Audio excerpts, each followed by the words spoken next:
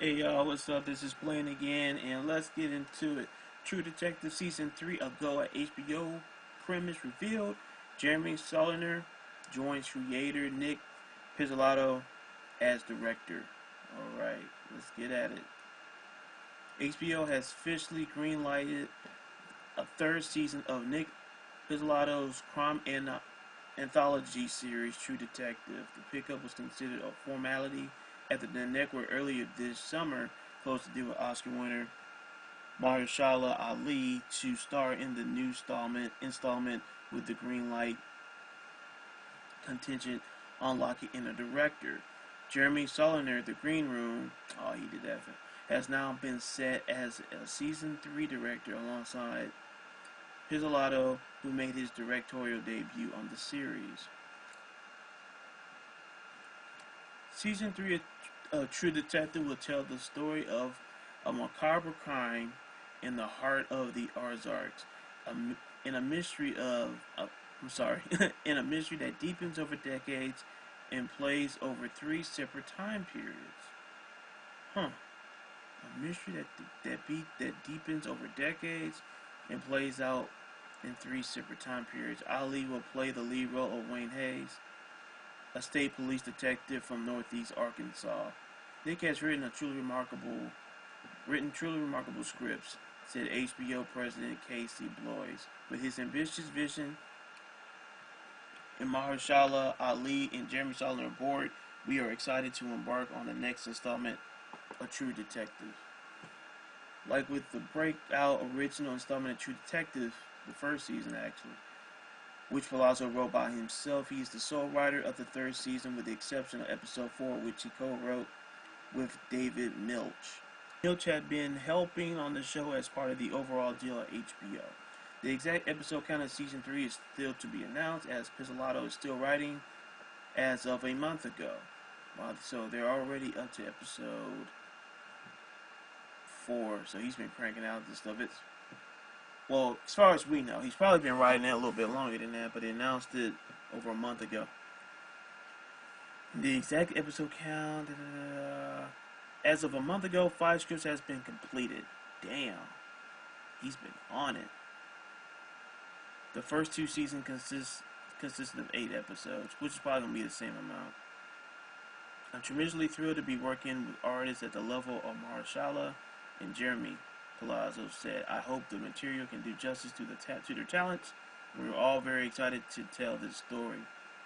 Pizzolatto, who also serves as showrunner, executive producers with Saulnier, and returning executive producer Scott Stevens, Matthew McConaughey, and Woody Harrelson, who top-lined season 1.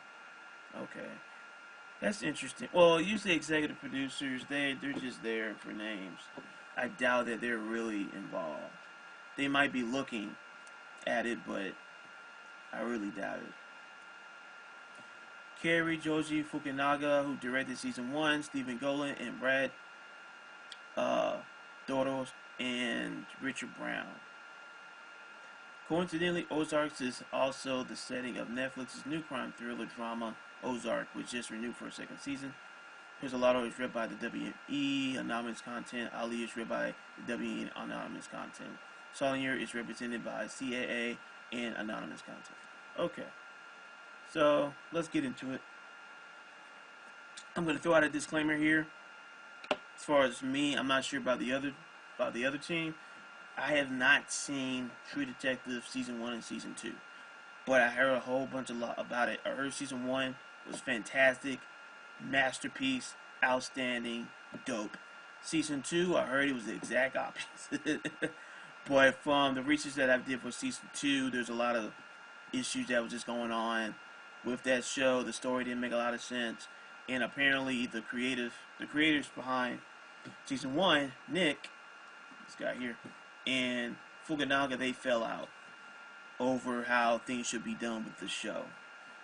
So Nick was supposed to do a Perry Mason reboot type of show with Robert Downey Jr. being Perry Mason.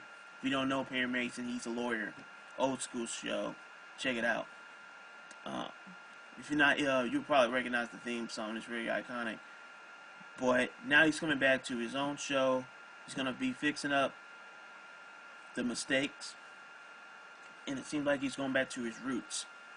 So they're bringing him back aboard on this show, which is dope. I think that he really wanted to take his show to a whole different level, and this was the way for him to do it. So he's going back to the roots of what made the first one, from what I heard, really good. So that's great. So he's already 5 episodes done. He got that done in a month. I'm like, man, that's crazy. I mean, you can tell that. Well, you can tell writing is his passion. He's been on it. I mean, you know, George R. Martin can learn a lot from him. But he's writing scripts, and writing a book is totally different. Similar in some ways, but different. But I'm excited. I need to catch up. Watch season 1. I plan to watch season 2 too. See what my thoughts are, and then see where season 3 comes into play. But the cool thing is, this is a anthology. So, I mean, it's not going to really matter, but I still want to watch them anyway.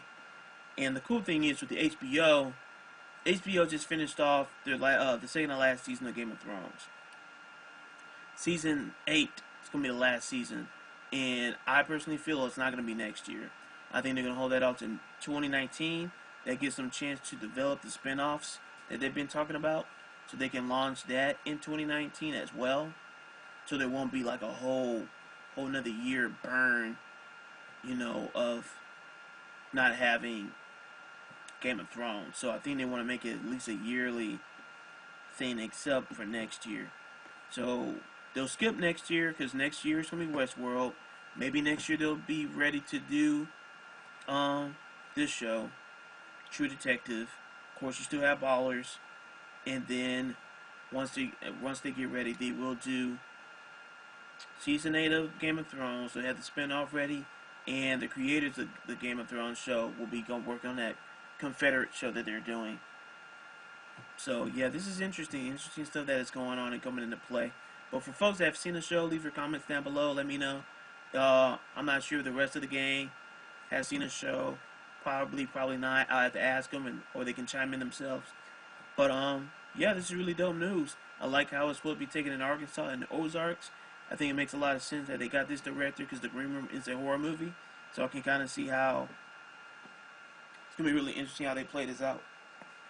But it really, I have to go back and watch season 1. Season 1, especially since it's going back to that root, to the season 1 roots, and see how it plays out from there. But yeah, this is gonna be. I like how also it's gonna play in different periods of time, which is what season 1 did, where you have Matthew McConaughey's character and Woody Harrelson's character, where they deal with a serial killer, and it takes place over a 17-year time period, which is pretty dope. And it takes place in a rural area. So I'm really excited to see where this takes out, and hopefully Adam doesn't need a jersey or body paint to show it. God, don't you hate that? Jesus. Yeah, we're almost done. So, but lost my train of thought. Yeah, that's it. So yeah, click down the like button down below. Let me know what you guys think. Peace.